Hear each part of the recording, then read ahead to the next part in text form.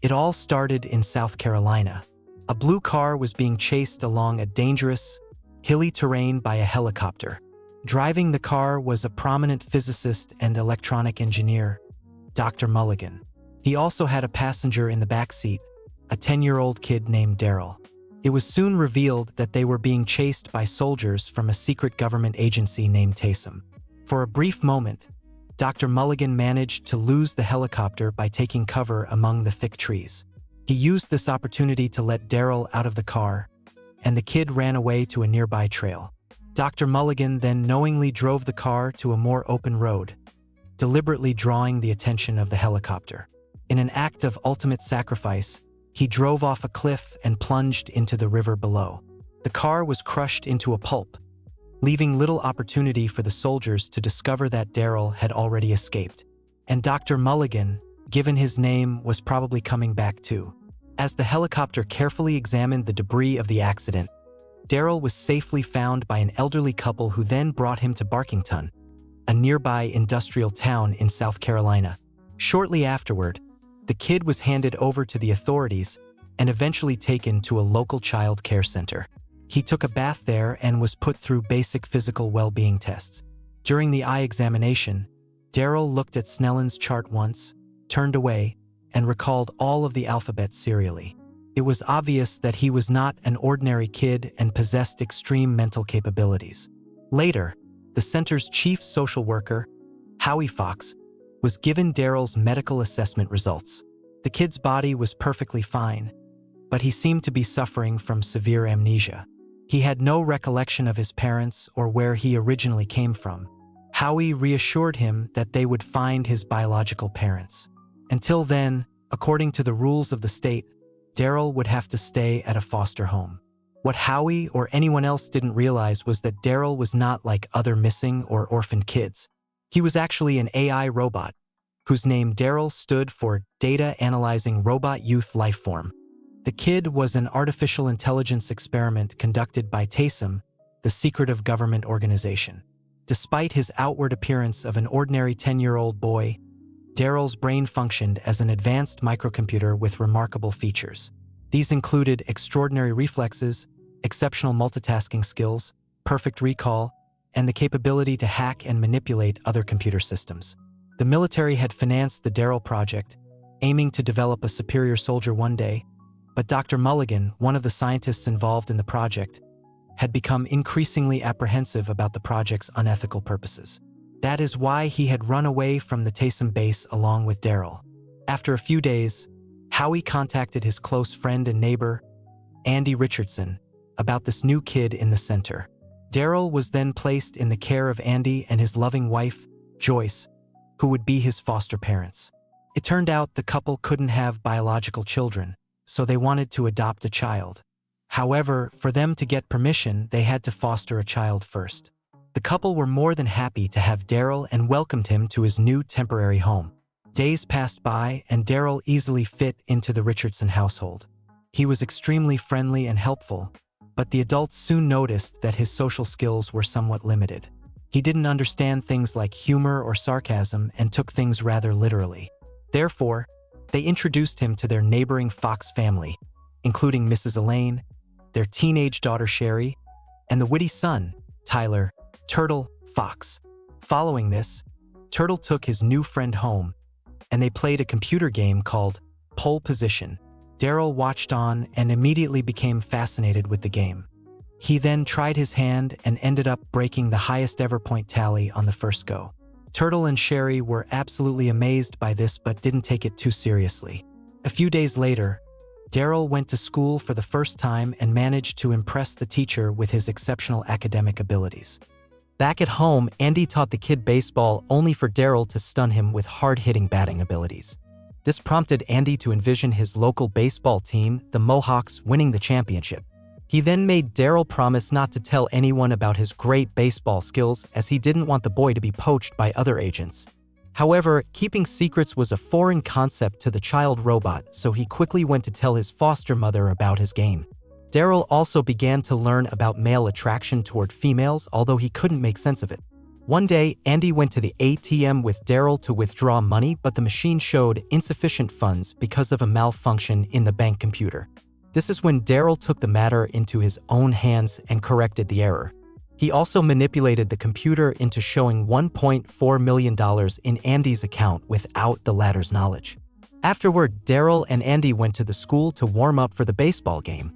Meanwhile, at home, Joyce was talking with her friends and she admitted her mixed emotions.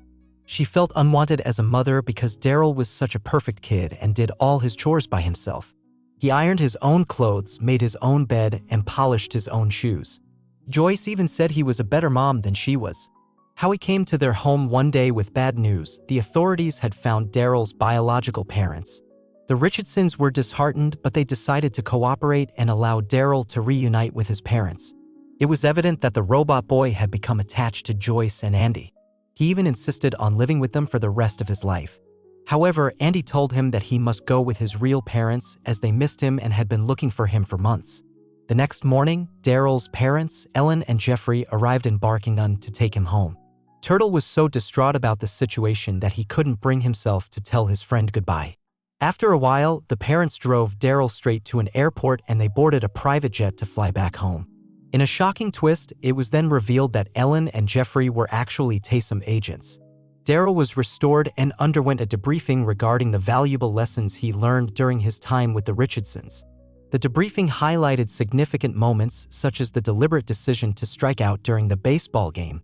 This demonstrated his understanding that sometimes sacrificing one thing can lead to gaining something else in return.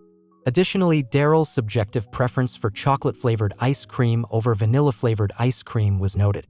The revelation astounded Jeffrey as this made him believe that Daryl was capable of having human emotions. However, Ellen was still not convinced, so Jeffrey decided to run some biochemical tests. They put him in a room full of doctors and began a thorough examination of his brain. Daryl, however, hacked into the lab's computer and typed out that he was scared, an emotion that a robot supposedly couldn't feel. The scene abruptly changed and we saw Dr. Jeffrey reporting the findings to the military generals in the Pentagon. The revelation of Daryl's capacity for human emotions, including fear, led the military to deem the D.A.R.Y.L experiment a failure. Jeffrey was surprised by their decision as he believed that because of Dr. Mulligan's actions, they knew a lot more about Daryl than they did before. However, the generals believed that a robot like Daryl was useless to the Army and they decided to terminate the project. The Army also ordered Dr. Jeffrey to build an adult version of Daryl that was programmed to learn everything that the Army taught, a fearless, technically skilled, devastating soldier, except its name would still be Daryl. So it wouldn't be intimidating anyone. Disheartened, Dr. Jeffrey went to deliver the bad news to Daryl, but he had grown so attached to the kid robot that he didn't have the courage to do so. Daryl then used the opportunity to request that the Richardsons and his friend Turtle be allowed to visit him. Surprisingly, Dr. Jeffrey agreed as he felt that they deserved to meet him one last time before he was dismantled. Soon, the Richardsons, Turtle, and his father, Howie, arrived at the TASEM laboratories. Dr. Jeffrey welcomed them to the facility and revealed the truth about Daryl, much to their astonishment. They found it hard to believe, but when Dr. Jeffrey showcased some of Daryl's ultra-human features, they were left stunned.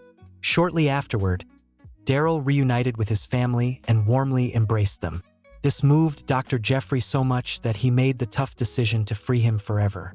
After sending the family back home, Jeffrey hatched a plan to smuggle Daryl out of the facility, but his longtime colleague, Dr. Ellen, learned about the plan and alerted the military chief. The latter quickly arrived at the hospital and ordered the scientists to destroy Daryl right then and there. To ensure the task was accomplished, Dr. Ellen was given charge of dismantling Daryl, which she begrudgingly did. The military chief later briefed that Daryl had been terminated, and an enraged Dr. Jeffrey angrily left the facility. But in a dramatic turn of events, it turned out that the robot boy was still alive. Dr. Jeffrey had somehow convinced Dr. Ellen to spare Daryl's life. He had managed to smuggle the boy out of the lab and placed him in his car's boot. The doctor then proceeded to drive away from the facility, unnoticed. But this was when things began to go bad. The military chief saw messages between Ellen and Jeffrey on the lab's computer. Yes, the world's leading scientists made that mistake. He now knew that the robot boy was still operating and ordered his men to stop Jeffrey. By this point, The doctor had driven out of the lab's premises, and an intense car chase followed.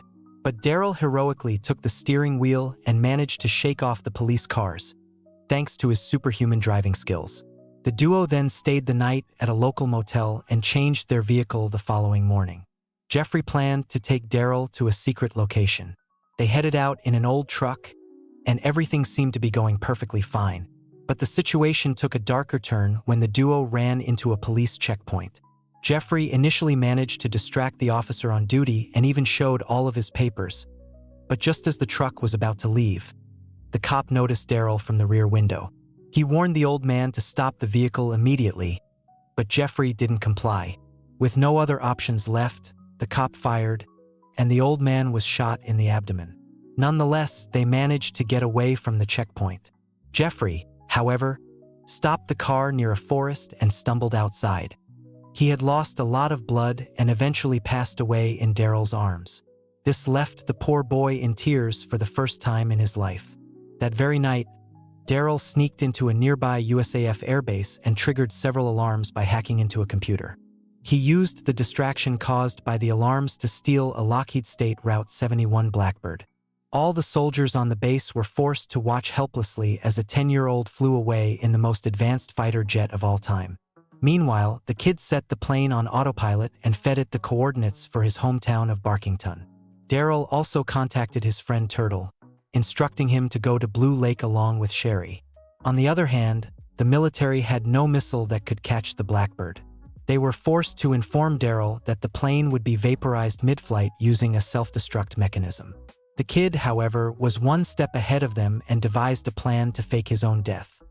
He waited for the self-destruct timer to run out and ejected at the very last second before the plane blew apart. Unfortunately, the G-force exerted during the ejection temporarily knocked Daryl out. He slowly plummeted into Blue Lake while still being attached to his seat. All the added weight caused him to sink, and eventually the poor boy ended up drowning. In the meantime, Turtle and Sherry biked to the lake to meet up with their friend. They waited patiently for a while, but Daryl's body soon floated to the surface. A distraught Turtle jumped into the water and quickly dragged his best friend out. He and his sister then rushed Daryl to the nearest hospital.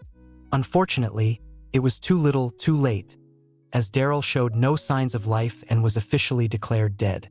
This event left everyone shattered, and both families, the Richardsons and the Foxes, grieved together. Turtle, however, remained childishly adamant that his friend could not die since he didn't have a human brain.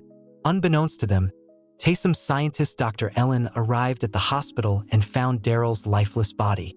She quietly reactivated his electronic brain and restored him back to life. Since Daryl was officially declared dead, he was no longer on Taysom's radar, because apparently they didn't put any sort of tracker chip or GPS in him, even though he was the most expensive, advanced robot ever made. He was now free to return to his foster family and his best friend. Back at the Richardson household, a depressed Turtle was about to leave for his home, but as he came out, he was greeted by Daryl, who came running toward him. The movie ended as the two best friends embraced each other, reunited at last.